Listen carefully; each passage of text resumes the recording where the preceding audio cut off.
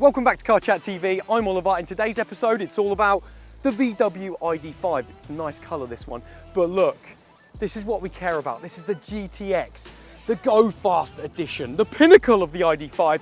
Lovely swooping sportback here. It's basically a sportback version of the ID4. Then look at these wheels, 20-inch rims. Right, in this video, I'm going to be honest with you. I'm going to take it on a little test drive. I'm going to tell you what I really think about the car. Now, because it's the GTX, I'm expecting big things, all right? It's a little bit like, you know, the GTI version, but they didn't want to use the GTI, so they called it GTX. So I want to see if it's got some good performance. 295 brake horsepower from this animal. Also in this episode, I'm going to tell you some things that no one else is talking about with this car. There's a couple of cool features with this, so expect to hear that as well. So stay tuned. It's absolutely raining. Let's get out of the rain. Let's get in the warm and dry and take this beauty out. So I have literally just jumped in the GTX, the ID5 GTX. I love the name, GTX. GTX reminds me of the rapper like DMX, X gon' give it to ya. Does it sound better than GTI? I don't know, I digress. Let's talk about some stats in this bad boy, because this is the top trim level you can get for an ID5. So the GTX has 295 brake horsepower, 420 Newton meters of torque. It goes 0 to 60 in 6.3 seconds, which is the same as a Golf GTI. So that'll be interesting to try out. Once I get off these little roads, we're going to take it on the real roads and see what this thing's all about.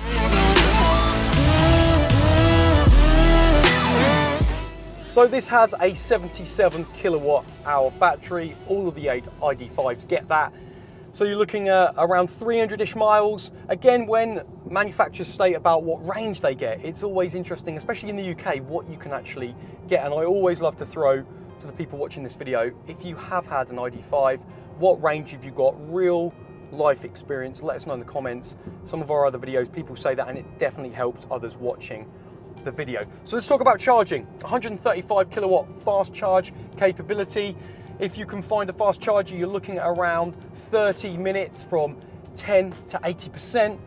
If you can, most of the time we're going to be charging at home, let's be honest, it's safe, it's secure, you can get cheap tariffs overnight. So 7 kilowatt wall box at home, you're looking at around 13 hours or under. One person did tell me they managed 12 hours and 15 minutes for it from 0 to 100%. Again, if you've managed to get quicker, let me know in the comments. Okay, now it's time to cut through all the waffle. I want to talk about 3 things that no one else is talking about in the VW ID5. So listen to this. Number 1, this is the first Volkswagen ever that has USB PD charge ports, which means if you're geeky and techie like me, you can charge up to 45 watts, big laptops, larger devices. It's really cool, it's geeky, it's techie. I love it, VW.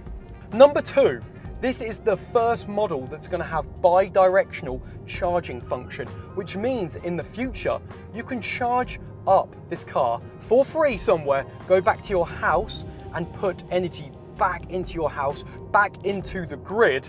That is going to be really cool. Something that's not available yet, but it will be available after a software over-the-air update.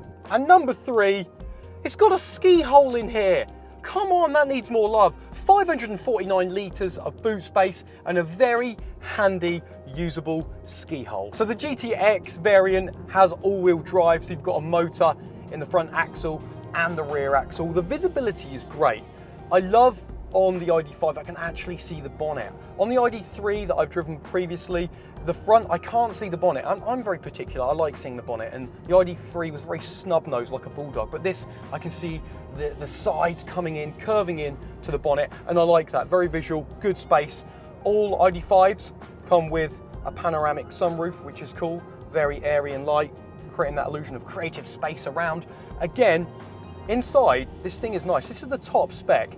So it's got the DCC, which is VW version of the adaptive suspension setup, which you can see there are many different modes, and you've got other drive modes: comfort, eco, sport, traction, and individual, which I've got it on at the moment because I like the idea to play around a few parameters.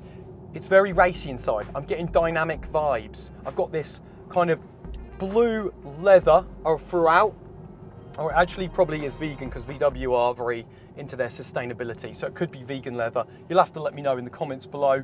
I must have switched off on the presentation on that bit, but I think it might be vegan leather. Anyway, the stitching is great. You've got this red stitching that flushes throughout. The ID5's got bigger infotainment as well, but it kind of feels very modular throughout the VW ID brands. Like, it's got the same dash, same 10-inch, 12-inch digital infotainment that you can pick and move. And I think in the future, and what they told me as well, is that they're trying to streamline everything, make it simpler for customers. And I think as well, on the note of the future, by 2026 they're going to have 10 new electric models, which will be very interesting to see. Right, I'm going to poke this, see if I can beat that car. It's the GTX. I've done that with ease. The car's very quiet. I can't hear much. It's windy again today, so there's a little bit of wind noise, but other than that, I can't feel anything. Right, I'm going to make sure I'm in sport mode. Let's get it on that. Sport mode is on. Oh, suspension, not too bad. Just hit a few bumps, and while I was changing into sport mode then, so the suspension will sit a little bit lower. The steering has stiffened up quite dramatically, actually. Normally it's just a little bit, it's just a tad, but you know what, just going from comfort to sport. Now what I want to do is just give it a little bit of a woof on the accelerator. You got the play and the pause pedals again throughout, but I do want to, there's an ID3, I do want to see the power of this, because it's like a GTI, it's like a Golf, a 0 to 60, 6.3 seconds. Let's see what that's like. Right, full stop, flat out, go. Okay, head in the back, bit progressive. I can feel it, come on. Oh, I can hear the whir. And there we go.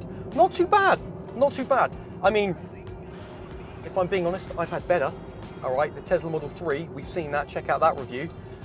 Watch all the adverts as well, thanks. But good, considering it's the GTX though, is there another mode? Can I get sporty? No, I'm in the go faster setting. It is heavy, 6.3 seconds, still good. This is the ID5, it's a family car, it's big, there's lots of space. You aren't going to be throwing this car around tons of bends. Then again, you might be, because remember, it is a GTX. Okay, so I have been driving the car in B mode, which harvests the regenerative battery back into the battery. It's on some of the other models, the Q4, but I want to do a 0 to 62 again, because I've got it in drive mode, because I want to see if it's a little bit quicker. So 0 to 62, here we go, 6.3 seconds. Let's see if it's better than the other one we did. Come on, that's the GTX. GTX me. Okay, okay, now to be honest, it was pretty much very, very similar. Just waiting for a little bit more go. I'm in the sport mode. My seatbelt's keeping me in. Right, okay, that's good. Gonna keep in sport mode, gonna keep in D, and I'm gonna see what it's like around these corners up here. It does feel very direct. The steering is great for what you need it to do. Just get pushed a little bit. Right, here we go. This is a good corner. Brakes, nice and progressive, not too snatchy. Coming around, a bit of body lean there. Okay, it's a weighty car again. But this car can be fun. This is the GTX. The only thing is, I just feel that, because in my head, it's the GTX, I just feel like when I do jab it, I just want a little bit more poke. I don't know. Am I the only one that feels that? You'll have to let me know in the comments, because I just, come on, yeah, it's good. It's good, it's just, I'm not getting the performance vibes. I'm getting a bit more, this is a cruiser with a little bit of poke. And this car's so quiet and comfy and relaxing. This is a great cruiser, and a great family cruiser at that, because you've got really, really good boot space. I think 549 litres of boot space in the back. It's a little bit bigger than the ID4, which is weird. I think it's like 6 litres more. And the headroom, because you've got that sloping sportback design, I think it's only about 12 millimeters, so not much difference. But I have got Adam in the back. He loves the rear seats. Adam, talk to me about headspace, comfort. Okay, so we're in the ID5. I do quite like the shape of the car, but let me give you some examples. So headspace, I'm not the tallest man on earth, but it's quite limiting, to be honest. My head does feel very close to the ceiling. Visibility out the back isn't that great, and you've got these weird little side windows there, which you can't really see much through. I would say the back, there is a fair amount of room, so you've got plenty of knee room. These are my knees, these are the seats in front. There's quite a bit of space there. I've managed to get the camera in and all my bits and bobs. But I would say the best bit is probably the leg room. So you can see there the door, the windows, everything. Obviously the panoramic sunroof is nice, but I'd say it's okay. It's fairly comfortable, but there could be some improvement. There you go, fairly comfortable. Now we are on a B road at the moment, so there is a few potholes, lumps and bumps, but in the front I'm pretty comfortable, and it is soaking them up so well. And this is the top spec, so you have got that adjustable suspension, the DCC. So all in all, pretty sweet. Okay, so my final thoughts and opinions of the VW ID5 GTX is that it's really comfortable. It's really relaxing and soft and smooth. Again, I'll probably repeat myself, but there's so many different levels with the DCC adaptive suspension that you can play around with and find what you like. Other models out there, we've had a go in the Q4. Again, that's down to personal preference about what you think looks better. I think this probably looks better than the Q4 on the outside and exterior. But again, this is the GTX. It's supposed to have that magical piece of, you know, woof and the performance side, which I don't. It is fun, but I don't feel that the performance is there as much to earn the badge. And that's just me saying, I'm just being totally honest with you. Maybe you are coming from a different side completely. If you are, let me know in the comments. The Mustang Mach-E, I think, which we tried a couple of years back at the SMMT, I think is a good option around the 50k. This is going to be starting around 56k for the GTX, and then obviously it's going to go up depending on options. But the Mustang Mach-E, back to my point, was a little bit more engaging, I think. I like that you could choose noises like the unbridled version, and the infotainment definitely is better with a 15-inch, what's the word, not horizontal, like landscape view. I like that. So again, ID4, Skoda again, would you rather a Skoda over this? I still think people have problems with the Skoda badge, and those that don't, brilliant, because you get a really good car and great value for your buck. This is a long outro, I know, but we are talking about other competitors. Let me know in the comments what you would rather. Let me know, I want to see what everyone is saying. Also, if you like the episode, throw me a like already, get subbed, and I'll see you on the next one.